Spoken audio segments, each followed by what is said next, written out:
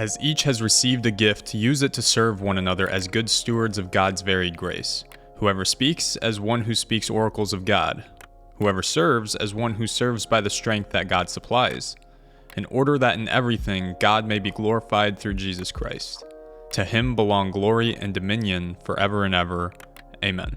Today we're going to be talking about finding your niche as a Christian creator, with the main idea being aligning your niche, your content niche, with your values and talents.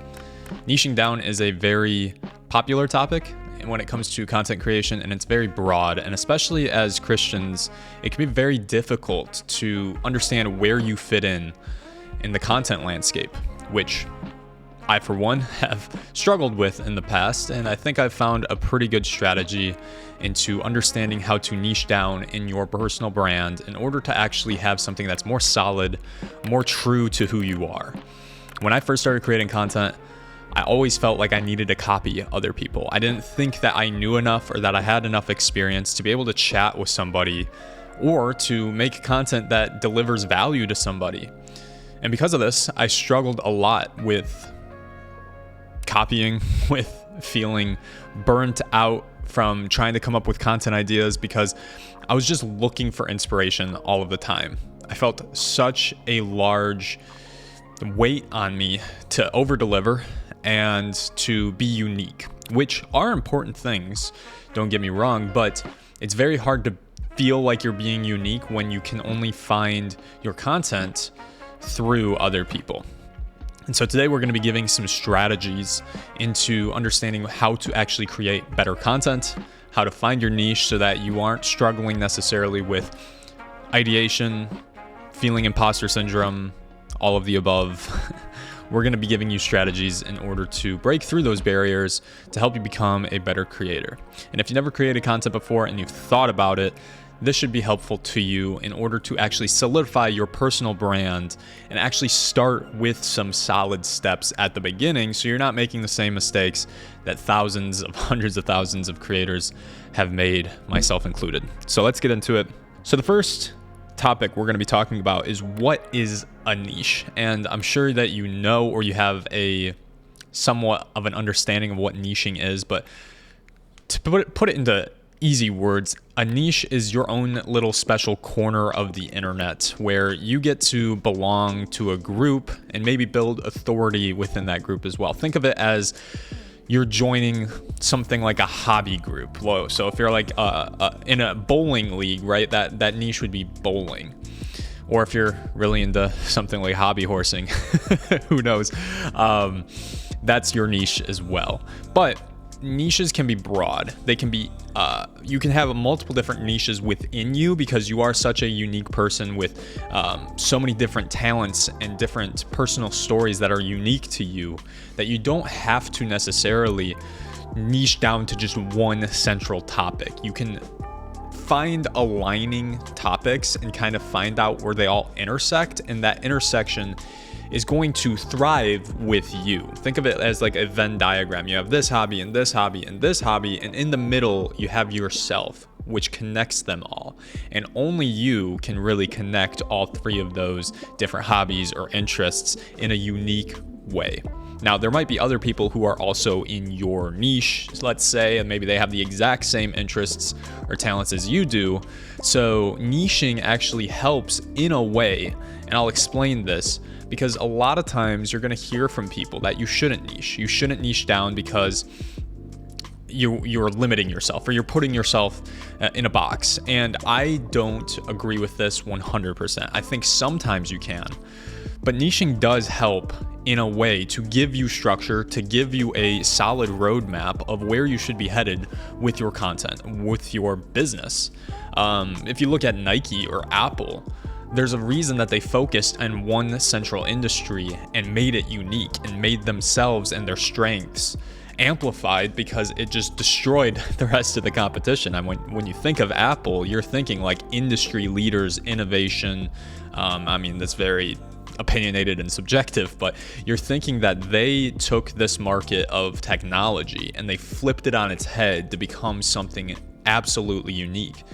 Now let's apply this to ourselves. How can we, with our own talents and our own interests that God has clearly given us, make them unique and, well, yeah, I guess unique is just the best word for it, that you can flip the market on its head and just become the industry leader for it. Now, obviously, it's very hard to become an industry leader. There's only so many Steve Jobs in the world, or Bill Gates.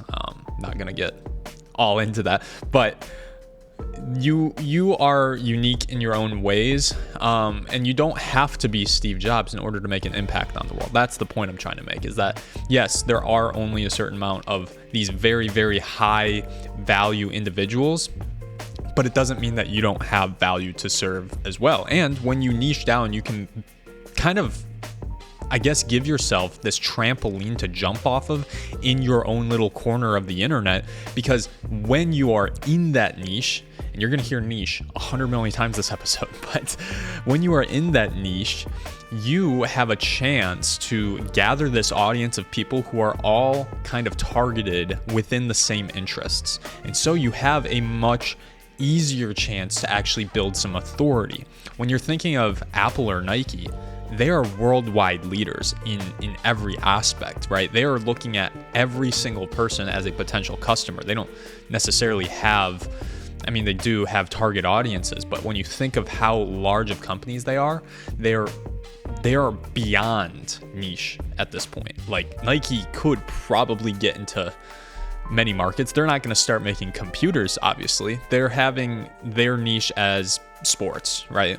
And clothing and shoes, and maybe it's equipment, right? These are all things that they have very much established themselves as industry leaders in. They don't need to focus on,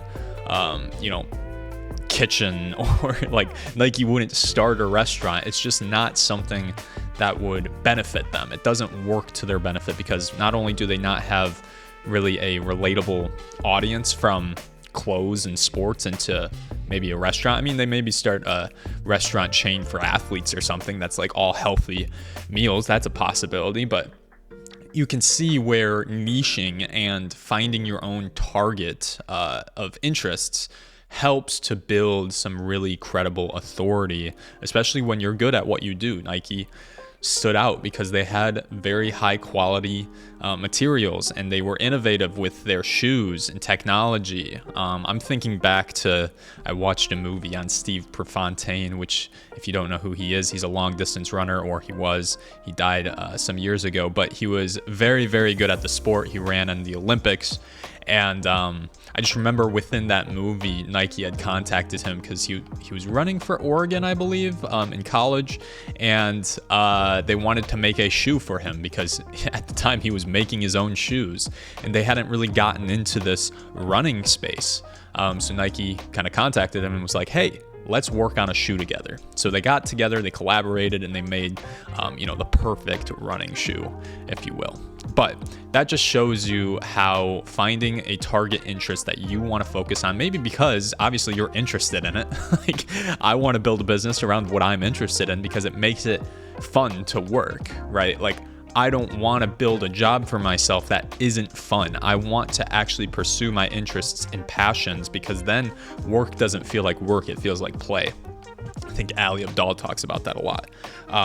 But even when you're thinking about getting into this flow state, it's really more about finding enjoyable work that aligns with your passions, but also your talents, right? Because I'm not the greatest at a lot of things. I'm really good at a certain few things. I love creativity. I love video editing and creating content. So that's what I'm really good at. But, if I try to pick up a new hobby, I'm not going to try to build a business around it right away when I'm not that good at it. That wouldn't make sense. It would be way more difficult to actually build that than to find something I'm good at and that I can help other people with and build a business around that. But that's another episode aside. Let's get back into what we're talking about here, which, if you're still struggling to figure out what your niche is, let's go through a few strategies to really align yourself with the purpose that you were created for. So when you're asking yourself, what is my niche? Let's ask these 3 questions, or 4 questions, I suppose.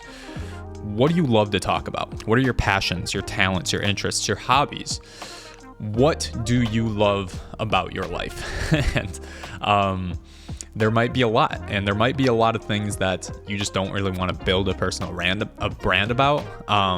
But think about the things that it would be fun that if somebody talked to you and they ask you, hey, what are your hobbies, or what do you enjoy doing in life?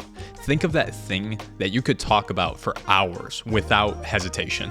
And maybe the person sitting aside from you is like, hey, dude, shut up, stop talking. Like when anybody asks me about cameras and I go way too in depth about like color science and all of these other things that they don't really understand, and they just wanted to know if I shoot wildlife photography. But thinking about what your passions are, what your interests are, this is the first step of figuring out where should I put my niche. And be careful with this. Don't make it something that's going to feel like it's a job to make it a niche, because obviously if you're interested in it, if you're passionate about it, sometimes doing it for work can make you start to love or to hate the love you once had, right? So be careful with this. Understand where you're going with your niche and making sure that you're being protective of yourself and not trying to do it just for the pure fact of making money or building an audience, because then it can start to turn on its head and kind of work in a disadvantage for you. Second question, what has God gifted you with? What are your talents? What is your unique story? You obviously have something in your life where maybe you're a little bit better at. Maybe it's something that you find is easy, but others find difficult. This is something that you want to maybe pursue, because if you are finding it easy, if you are talented in that direction, there's an opportunity for you to share your knowledge, to share your experience with others that is helpful. And when you help other people, it ultimately helps yourself. I think of it as feeding your soul in a way. I love helping people. I love seeing them get good results, because in turn that means that something I'm doing is valuable, something I'm doing is worthwhile, and I think that I'm aligned with the purpose I was created for. Third question, who can you help most? Picture the people that need your help. If you can understand your target audience, it'll only help you into creating content. And a big idea that has been tossed around over the past couple of years on content creation, if you're trying to get into this helpful space where you're trying to build an authority around your personal brand, is think of yourself from 2 years ago. What are the things that you wish you had known 2 years ago that would have gotten you to the point that you are today? Like if you started video editing 2 years ago and you've stayed consistent with it and you've grown and you've watched tutorials and you've put in the hundreds of hours into improving your craft, what are the things, the tiny little tips and tricks that you could have told yourself 2 years ago that would have saved you so much time, right? Like that's when you find that one little option in the menu system that's like, oh, okay, now I have a better shortcut to editing this video a certain way. Those are the things that people need to know and that you have experience on that will help them. There's always going to be people to fill that spot. As you rise up the ranks of your niche, of your talents in your own little corner of the internet, there are going to be people who are starting where you were 2 years ago, 3 years ago, 4 years ago. And because they're in this kind of like beginner or intermediate area, they are the ones that are really, really looking for help and finding shortcuts or just different helpful little things that can help propel them up their career. Think of like you want to get into video editing because you want to make it into a service that you can get paid for. Well, I want to learn that as quickly as possible so that I can get paid sooner. And then once I get to a point where I'm starting to get paid for my services as a video editor, I want to make more money. So I'm going to ask those people who are making a lot of money with video editing to help me get to that next level, right? There's like a layer system to this. These people teach these people. These people teach these people. And that's what you have to understand about content creation, is that we're all trying to learn and build from each other, but you have to understand where you fit in that system. And if you're at a beginner level, then maybe you're not supposed to be teaching people. Let's document the journey. There's still opportunity for you to create content.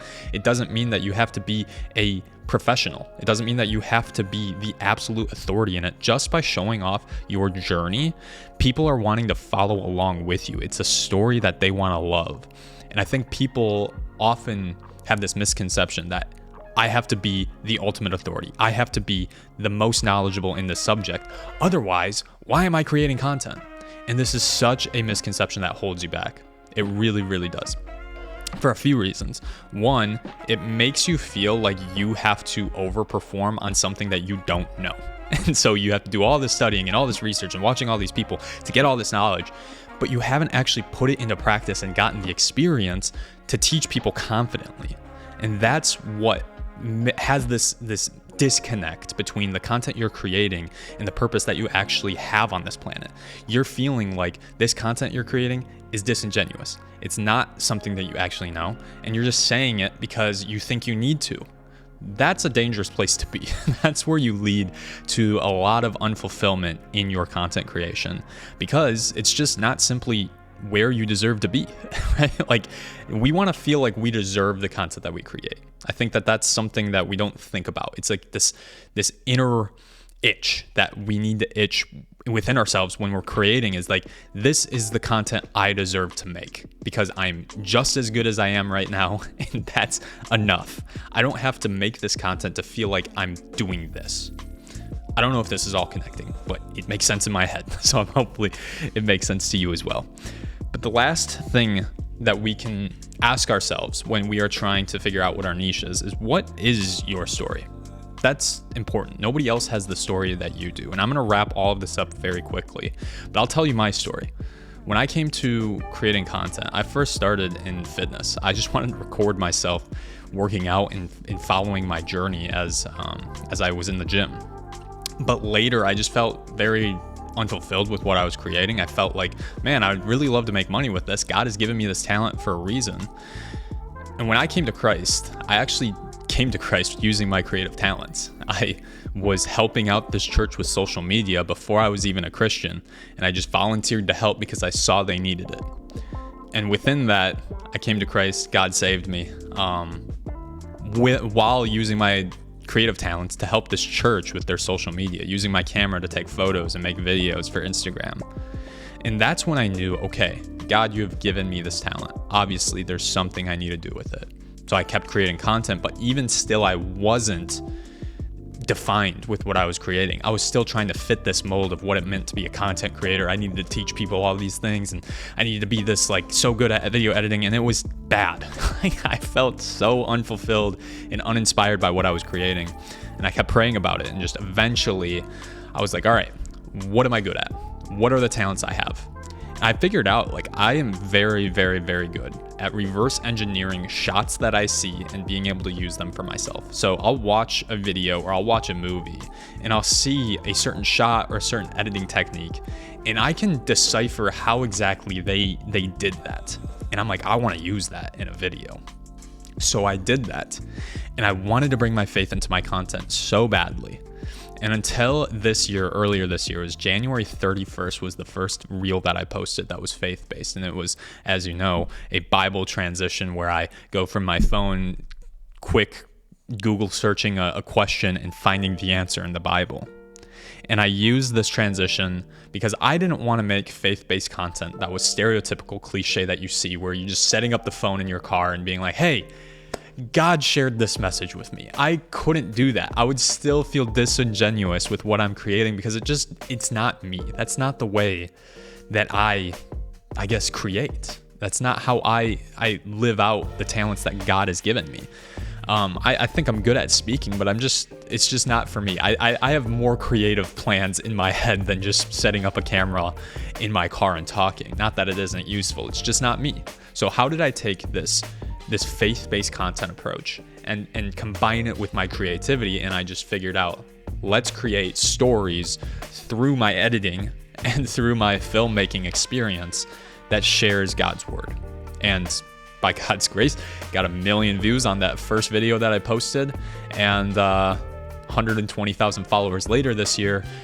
That's where we're at, right? And I've continued to create and innovate within this niche of Christian content creation, but also teaching other people how to build this as well and how to find their voice in this crowded and busy digital world. So what is your story? Answer that, understand what it is, your talents, what God has given you in your life, where you're at uniquely, and try to combine that with a business and what that could look like in the future. We'll talk about this, and later on in this channel, you'll learn a lot more about it. But for now, just be thinking about those things. Here's why niching helps. I'm really going to wrap this up very soon because I got to get going. So I've tried to fit in this episode as quickly as possible. Why niching helps. It helps you focus to innovate. It challenges you to be unique, and it builds authority. If you get into a niche, we talked about this earlier when I'm talking about Apple and Nike. Apple took the niche of technology and said, let's innovate and become these world leaders in this industry. I want to be so distinctly unique that everybody else looks pale in comparison. This is what it does. It challenges you to be unique. Yes, you're going to have inspirations. Yes, you're going to have people that you look up to. But how can I look up to them within my niche and be different? What can I do differently than them that allows me to stand out in this little corner of the internet that I keep talking about? And last but not least, let's talk about how faith guides your niche. So aligning your purpose with God's will is the ultimate real test of life. How can I align my purpose with God's will? And this is something that you're not going to just develop in one day, right? This is almost like sanctification. Developing my purpose to God's will it takes time, and it's a daily occurrence of praying and understanding what God wants me to be doing. But I really find that I find my purpose best when I'm serving others. When I'm creating content, I don't think, how does this content benefit me? Will I get followers from this? Is this going to be something that goes viral? I don't care. I care about who does it help? Does this help them? What does it do for them? And if I can't answer those questions, I don't need to be creating anything. Now, don't get me wrong. Create content, create whatever you want, be creative, draw paintings, it doesn't matter. If you want to create, go ahead. But if you're trying to build some sort of authority or personal brand, thinking about who you are serving is going to be the easiest way to fast track your progress and to figure out what you should be doing with your content. It's as simple as that. Who do you serve? Why do you do it? Last but not least, it's about trusting the journey. Content creation is a very, very largely dependent on being consistent. Who you are today is going to change completely from who you are in a year from now, especially if you can stay consistent on something. Think about it like the gym, right? If you go to the gym every single day and you're looking in the mirror every single day, you're likely not going to see any difference. But if you're going to the gym every day and you're being consistent with your diet and you're being consistent with your weight, with your weightlifting and your sleep patterns, and you're eating enough protein, if you take a picture today and you take a picture in 6 months from now, there is going to be a noticeable difference. It's about consistency. You won't notice it in the now, but over time you will notice it, and it's going to be life-changing. So trusting the journey, trusting that God's got you. These are very, very important things, not only for content creation, but for life in general. So these are my tips on helping you finding your niche as a Christian content creator. I know it's such a broad thing today to be a Christian content creator. You see so many different types of content and you're like, where do I fit in within this? Promise you there's a place. You're going to find it. Stay faithful, stay trusting God, and I guarantee you're going to do it. So think about that, put it into action, follow along. Follow me on Instagram, YouTube, all the places. Appreciate you for watching.